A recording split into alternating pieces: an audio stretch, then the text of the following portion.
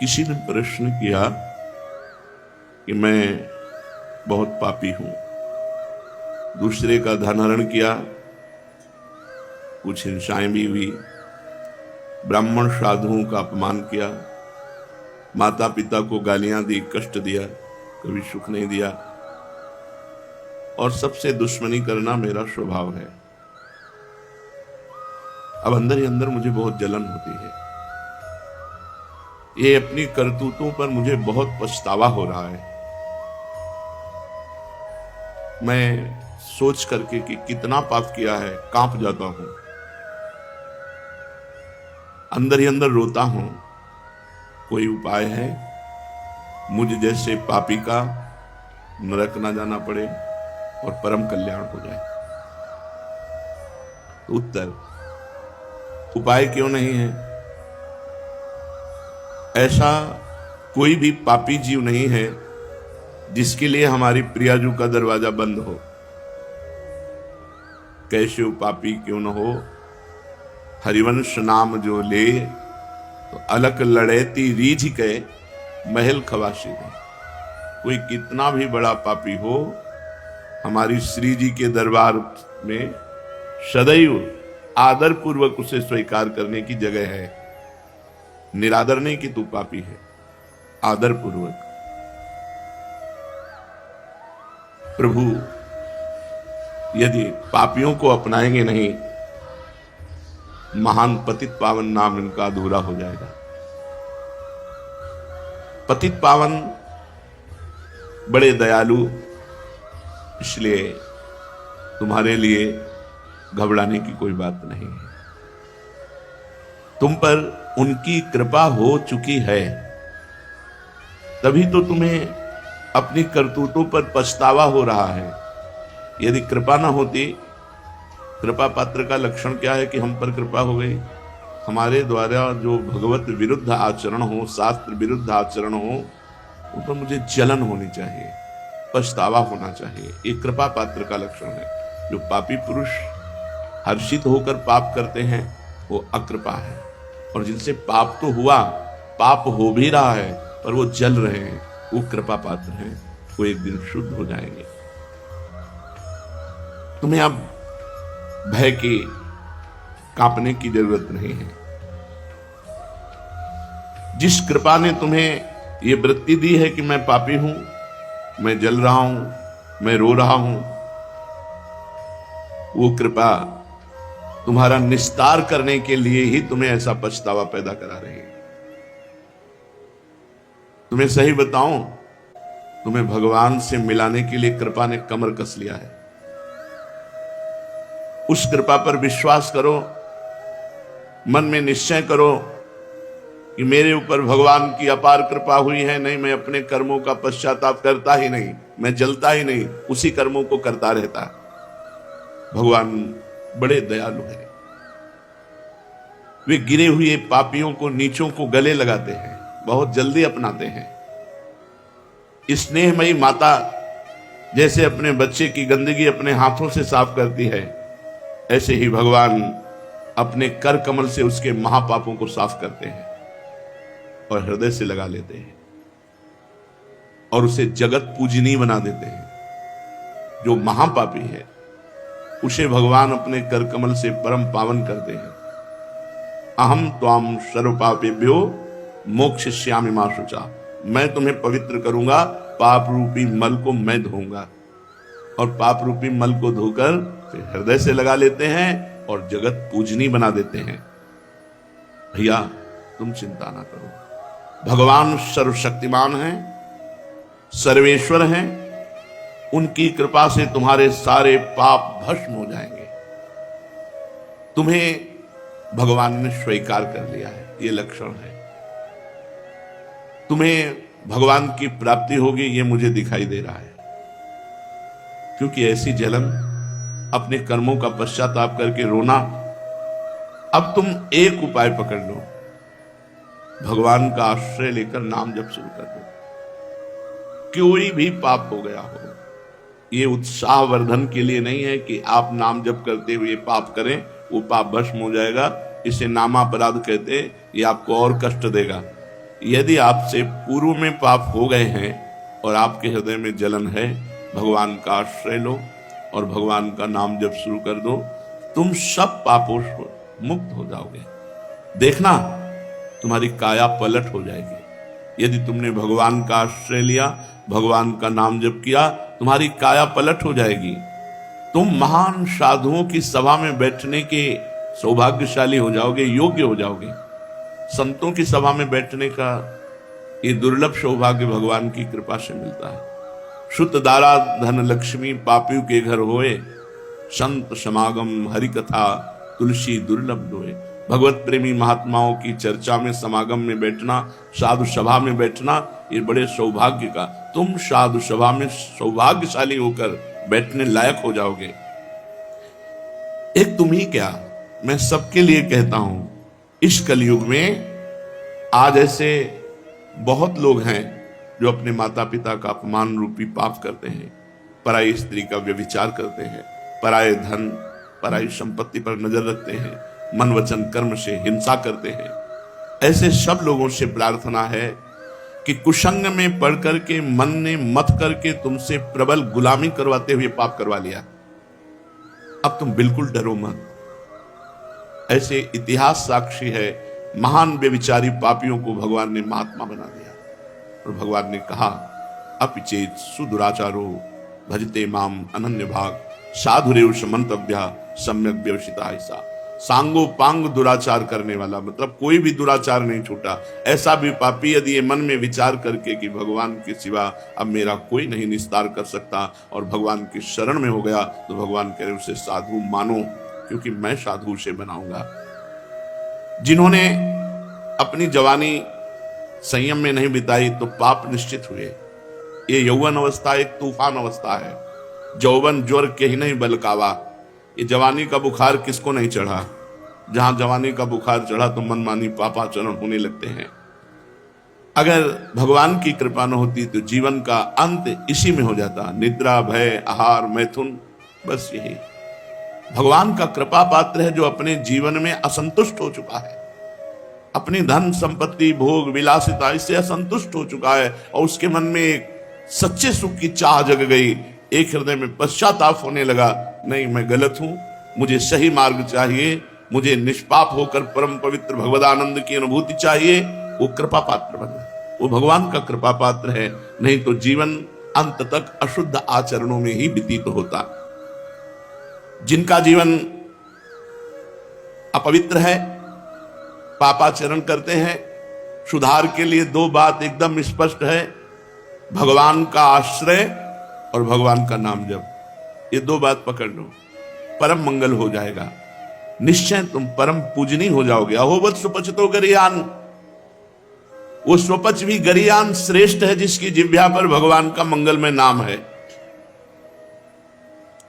भगवान की चरण रज का अधिकारी बन जाता है वो जो भगवान के आश्रित होकर भगवान का नाम जप करता है। परंतु बिरले लोग ऐसे होते हैं जिनको सत्संग की प्राप्ति होती है।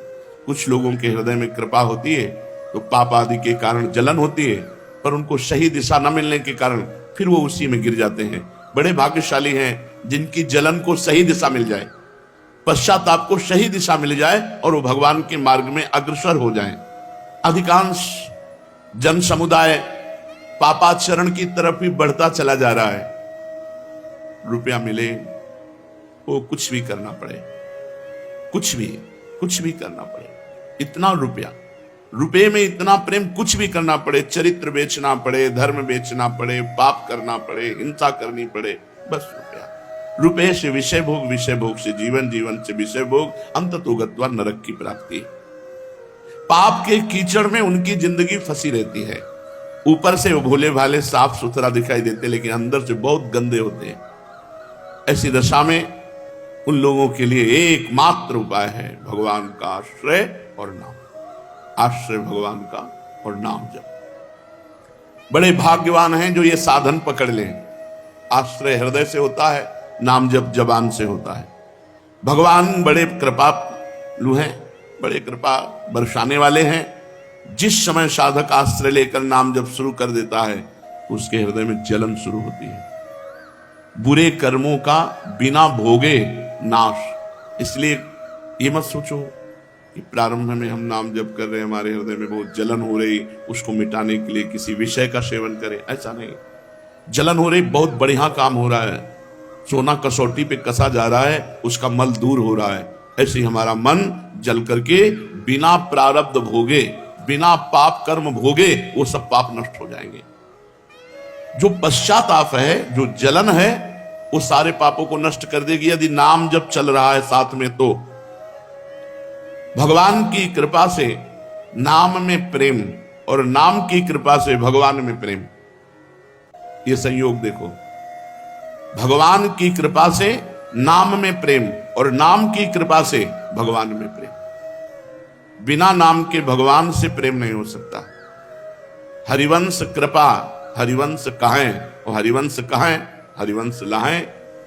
जिनके मुख में राधा राधा कृष्ण कृष्ण भगवान नाम निकल रहा है, उनको भगवान ने स्वीकार कर लिया है।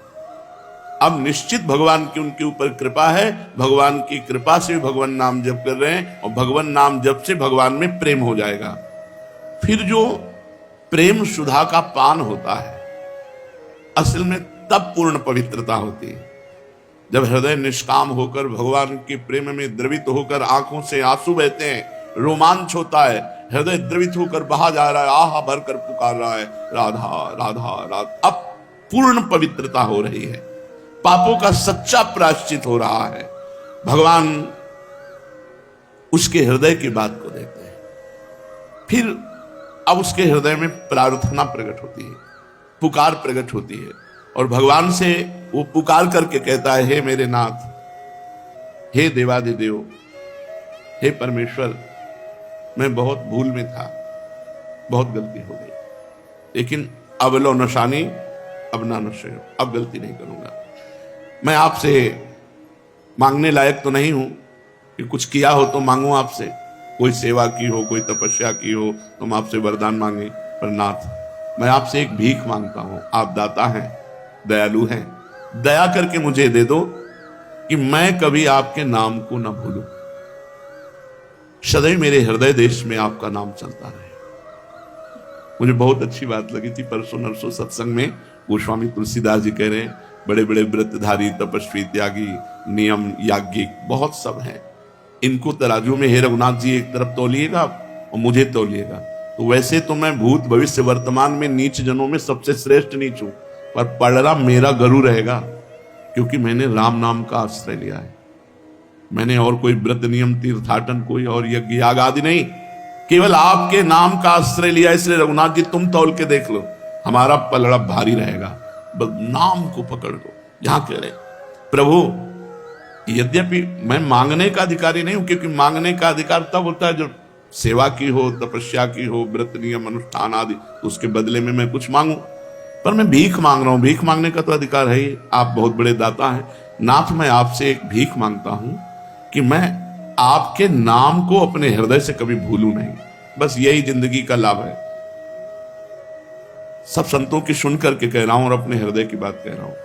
हृदय में नाम चल रहा है, बस हमें कुछ नहीं चाहिए, लोक परलोक सुख मोक्ष बंधन ये सब हमारे लिए कूड़ा करकट। हमारे हृदय में नाम चल रहा है, बस हम संतुष्ट है। नाम छूटा फिर हमारे पास कुछ नहीं है, फिर हमारे पास कुछ नहीं। जैसे भरे दरियाओं में नाव पलट जाए तो फिर तैरना आता नहीं, मरना ही है, ऐसे इस भव समुद्र से तैर कर पार चला जाए ऐसा वीर कोई बिरला भगवान ही है। इससे पार तो भगवान ही हो सकते हैं, दूसरा कोई नहीं हो सकता, या भगवत स्वरूप महापुरुष। लेकिन अपने लोग जैसे हैं तो अपने तो उनकी नाम रूपी नाव में बैठे हैं। नानक नाम जहाज है, चढ़े सो उतरे पार। नाम रूपी जहाज में बैठ गए, अर्थात निरंतर नाम जब, अगर नाम छूटा तो मानो नाव पलट गई। अब कहां तैरना आता नहीं तो डूब जाएंगे बहुत समुद्र में। इसलिए प्रभु मैं आपसे प्रार्थना करता हूं, आप मेरे हृदय देश में सदैव अपने नाम को चलाते रहिए, ये नाम चलता रहे। तुम ही मेरे अब जीवन के आधार हो। इस क्षण क्षण बदलने वाले, पल पल बनने मिटने वाले संसार में जो कुछ भी हो रहा है, जो कुछ भी सामने आ रहा है, जो कुछ भी हिल डुल रहा है, वो सब आपकी सामर्थ्य से हो रहा है। नाथ अब ऐसे हमसे कोई आचरण न हो जिससे आपका भजन छूट जाए, आपका आश्रय छूट जाए। क्या करे, यहां जो कुछ भी हो रहा है वो सब आपकी सामर्थ्य से हो रहा है। तो हे नाथ, अब आप ऐसी कृपा करो, अपनी माया को डांट दो, हमें ऐसी सामर्थ्य दो कि आपके विरुद्ध अब पापाचरण न हो, नाम न छूट जाए, आपका हृदय से चिंतन न छूट जाए। मेरा मन, मेरे प्राण अब आपके हवाले, जितना जीवन बचा है वो आपके लिए है। ये प्राण समर्पित मदगत प्राणा, और मेरा मन आपको समर्पित है, आप इसको संभाल लीजिए। मेरे बस का नहीं है कि मैं मन को आप में लगाऊं, मैंने आपको दिया।